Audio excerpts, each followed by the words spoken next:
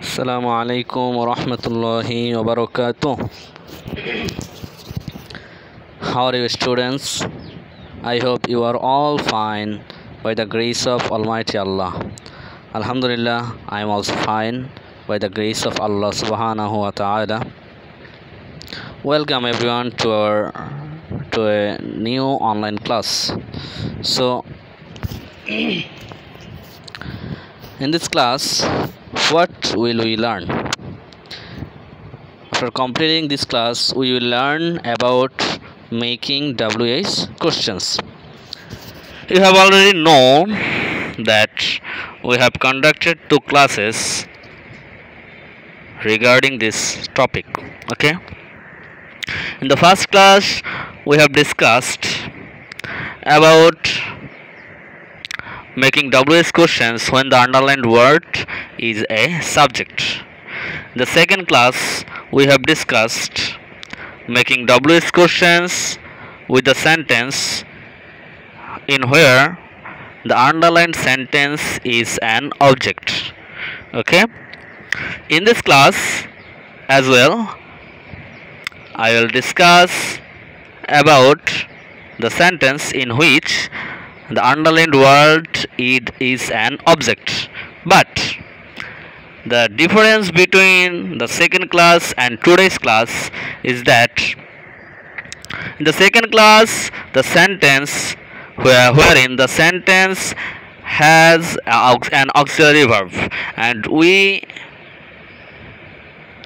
have made WH questions using auxiliary verbs. Okay, but in today's class we will see that there will be no auxiliary verb in our sentence. Then we have to use a new auxiliary verb, and we have to get a new auxiliary verb from our conscience to get the structure. Okay, so let's go into the class. So as we know, if underlined word is an object, then what will be the structure? The structure will be, at first we will start with WH word, and it will followed by auxiliary verb, subject and main verb. But today we will discuss the sentence wherein there will be no auxiliary verb, but the structure will be the same. So where will we get auxiliary verb? So this time we have to lend the auxiliary verb. Okay, lend auxiliary verb by seeing the main verbs form. Okay, main ভার্বের গঠন দেখে আমরা auxiliary verb নিয়ে আসব, নতুন একটা auxiliary verb নিয়ে আসব। এতদিন আমরা যেটা আলোচনা করেছিলাম সেখানে কোনো অক্সিলারি ভার্ব ছিল না, অক্সিলারি ভার্ব ছিল, সুতরাং অক্সিলারি ভার্ব নিয়ে আমাদের চিন্তা করতে দরকার হয় না। এখন এগুলোই মূলত আমাদের বেশি ব্যবহৃত হয়।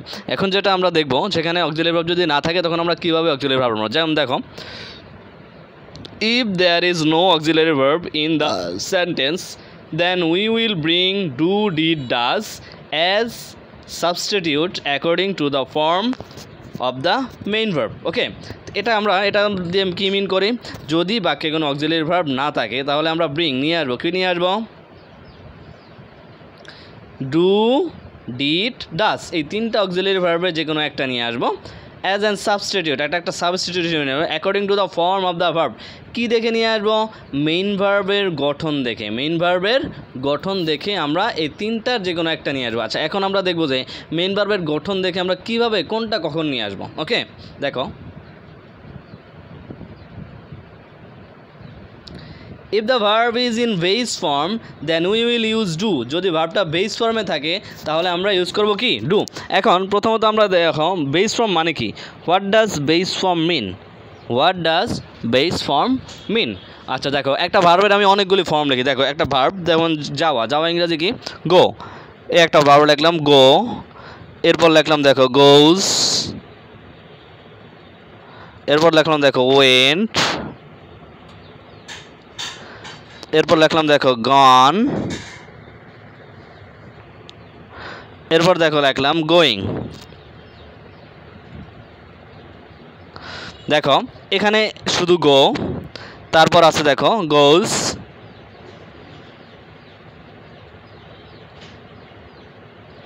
এখানে শুধু গো, তারপর দেখো গোজ এটা হলো এস বাই এস ফর্ম, এরপর দেখো ওয়েন ভার্বের পাস্ট ফর্ম, গান past participle form, going present participle form. দেখো তো মেইন যে ভার্বটা, এই ভার্বটা হলো আমাদের গো। এই গো থেকেই এই সমস্ত ভার্বের উৎপত্তি। তো আমাদের বেস ফর্ম কোনটা? বেস ফর্ম হলো এই গো, বেস ফর্ম হলো কি গো। সো আমরা সিম্পলি আমরা এই ব্যাপারটা আলোকপাত করতে পারি, ঠিক আছে, যে যদি কোনো ভার্বের সাথে কোনো কিছু যোগ করা হয় না অথবা ভার্বটার পাস্ট ফর্ম না করা হয়ে থাকে, তাহলে সেই ভার্বটা হলো কি base form. If the verb is in base form then we will use do, তখন আমরা কি নিয়ে আসবো? ডু নিয়ে আসবো। If the verb is in past form, if the verb is in past form, কোন ফর্মে? দেখো past form, then we will use did। যেমন দেখো ওয়েন্টটা যদি থাকে তাহলে আমরা কি নিয়ে আসবো? ডিড নিয়ে আসবো। যেমন দেখো ওয়ার্ক থাকলে ডিড নিয়ে আসবো। তো সিম্পলি আমরা একটা জিনিস দেখে আমরা বুঝতে পারবো যে এটা পাস্ট ফর্মে আছে কিনা। দেখো কিছু পাস্ট ফর্মের শব্দ আমি লিখি। দেখো ওয়ার্কড, WALKED ওয়ার্কড। তারপর দেখো ওয়ার্কড, WORKED ওয়ার্কড। তারপর দেখো লিভড, LIVED লিভড। তারপর দেখো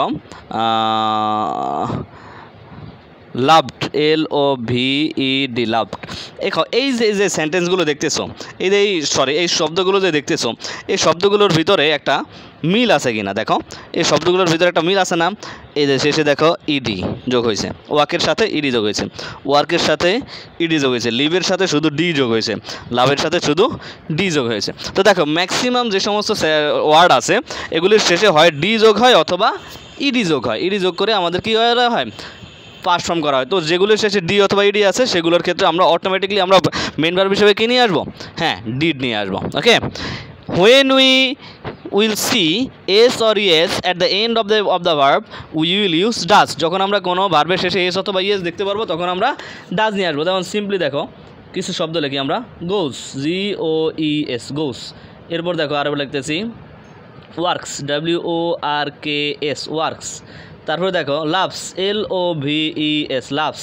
তারপর দেখো হ্যাস, HAS হ্যাস। তারপর দেখো হেল্পস, HELPS হেল্পস। ওকে, এখানে কিছু শব্দ দিকে খেয়াল করো তোমরা, এখানে কিছু শব্দ দিকে খেয়াল করো। গো শেষে ইএস যোগ হয়েছে, ওয়ার্কের শেষে এস, লাভের শেষে এস, হেল্পের শেষে এস।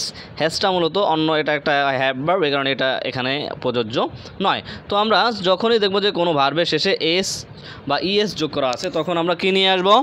ডাজ নিয়ে আসবো। তখন আমরা ডাজ নিয়ে আসবো। দেখো এবার আমরা যাই, পয়েন্ট টু বি নোটেড। দেখো when we use do did does as auxiliary verb, যখন আমরা auxiliary verb হিসেবে do did does নিয়ে আসবো, the main verb of the consecutive sentence will return। তো কী করবো আমরা? যখন ডু ডিড অথবা ডাজ অক্সিলিয়ারি ভার্ব হিসেবে ব্যবহার করবে, the main verb of the consecutive sentence, ওই সেন্টেন্সের মেইন ভার্বটা কী হবে? Will return to is base form. এটা কোন ফর্মে চলে যাবে? Base form. আমরা অলরেডি আমরা বেস ফর্ম সম্পর্কে জেনেছি। দেখো তখন কি হবে? দেখো গো থাকলেও সেটা গো হবে, গোস থাকলেও গো, ওয়েন থাকলেও গো। দেখো গোটা তো অলরেডি বেস ফর্মে আছে, গো থাকলেও গো, গোস থাকলেও গো, ওয়েন থাকলেও গো। আশা করি সবাই বুঝতে পেরেছো।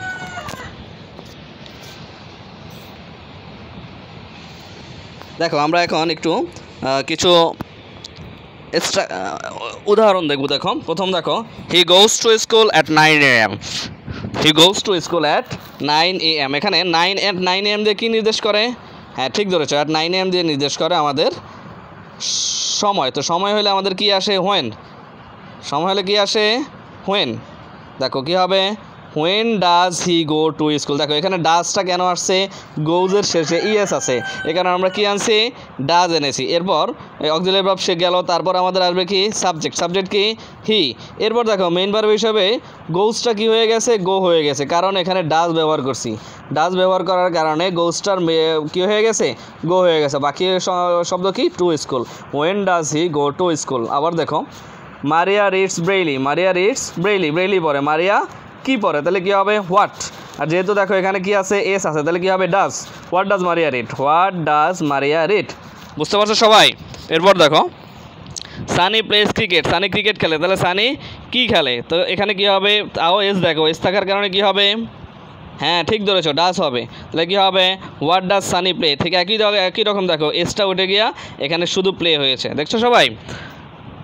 এবার খেয়াল করো সবাই, Saikat work hard to get good result, Saikat কঠোর কাজ করে কেন, টু গেট গুড রেজাল্ট। তো এখানে কেন হিসাবে কী হবে হোয়াই, আর দেখো ডব্লিউ অক্সিলিয়ারি ভার্ব হিসেবে কী হবে, যেখানে এখানে ইডি আছে, দেখো মেইন ভার্ব হলো আমাদের ওয়ার্কের শেষে ইডি আছে, তো আমরা কী হবে ডিড, তাহলে কী হবে হোয়াই ডিড সাবজেক্ট সৈকত, ওয়ার্কটা ওয়ার্ক হয়ে গেছে, আর হার্ডের hard, why did Saikat work hard. দেখো ইডি উঠে গেছে, কেন উঠে গেছে আমরা জানি, do did does auxiliary verb হিসেবে ব্যবহার হলে তাহলে এখানে মেইন ভার্বটা কী হয়ে যায়, বেস ফর্ম হয়ে যায়। Raju wanted to be a fire fighter, তো এটা তোমরা নিজেরা করার চেষ্টা করো, হ্যাঁ ঠিক ধরেছ, কী হবে what did Raju want to be, ওয়ান্টেডের এই যে ইডি থাকার কারণে আমরা ডিড নিয়ে এসেছি এবং ডিড আনার কারণে ওয়ান্ট হয়ে গেছে। Okay, he feels happy, how does he feel. আশা করি সবাই বুঝতে পেরেছ। তো এই যে আজকের ক্লাসে আমরা যা কিছু শিখেছি আশা করি সবাই খুব মনোযোগ দিয়ে শিখেছে এবং অবশ্যই ক্লাসটা বারবার দেখবে এবং ক্লাসটা নোট করবে। ওকে, তো আজকের এই এক্সারসাইজগুলি তোমরা উঠিয়ে নাও, যে এই 11টা এক্সারসাইজ আছে টোটালি আমাদের যেই 3টা ক্লাস করেছি, এই 3টা ক্লাস মিলিয়ে টোটালি 11টা এক্সারসাইজ তোমাদেরকে দেওয়া হয়েছে। এই 11টা এক্সারসাইজ তোমরা খুব সুন্দরভাবে বাসায় করবে। ওকে, তো এই 11টা এক্সারসাইজ করে তখন আমাকে এই খাতায় দেখে এই খাতার ছবিটা তুলে অবশ্যই আমার ইমোতে অথবা ফেসবুকে যেখানেই পারো তোমরা সেন্ড করে দেবে। ওকে, আর এখানে এই 11টা এক্সারসাইজ করতে যদি তোমাদের যে কোনো জায়গায় যে কোনো ক্ষেত্রে কোনো সমস্যা হয় অবশ্যই আমাকে স্মরণ করবে। তো সবাইকে ধন্যবাদ জানিয়ে এবং আরও একটি ক্লাস দেখার আমন্ত্রণ জানিয়ে আজকের মতো আমরা এখানেই বিদায় নিচ্ছি। আসসালামু আলাইকুম ওয়া রাহমাতুল্লাহি ওয়া বারাকাতুহু।